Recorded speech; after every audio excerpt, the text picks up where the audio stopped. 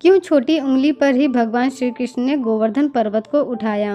यह बात तो हम सभी जानते हैं कि भगवान श्री कृष्ण ने गोवर्धन पर्वत को इंद्र के अहंकार को तोड़ने के लिए अपनी उंगली पर उठाया था।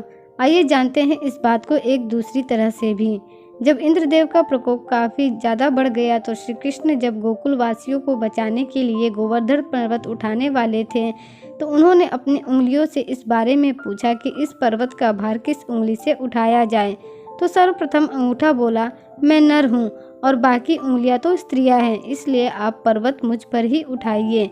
यह सुनकर तर्जनी बोली, जब भी किसी को चुप कराना होता है या फिर कोई संकेत करना होता है तो तब मैं ही काम आती हूँ, इसलिए केवल आप मुझ पर ही पर्वत उठाइए।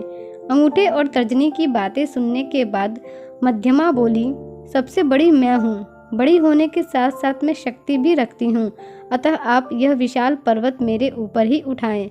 इतना सुनते ही फिर अनामिका भी बोली, अभी सभी शुभ और मंगल कार्य मेरे द्वारा ही किए जाते हैं, सभी पवित्र कार्य मेरे द्वारा ही संपन्न होते हैं। मंदिरों में देवी देवताओं को मैं ही तिलक लगाती हूँ, अतः आप मुझ पर ही पर्वत उठाएं।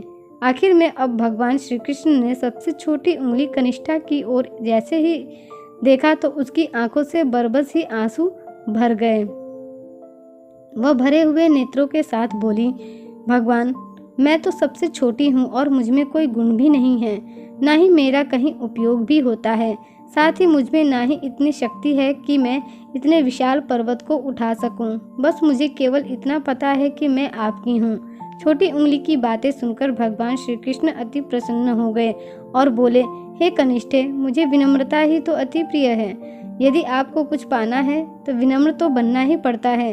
तब उस समय श्री कृष्ण ने छोटी उंगली कनिष्ठा को सम्मान देते हुए उसी पर गोवर्धन पर्वत को उठा लिया। प्रिय पाठकों, इस कहानी से हमें यह शिक्षा मिलती है कि हमें स्वयं के जीवन में कभी भी अहंकार या फिर घमंड नहीं करना चाहिए।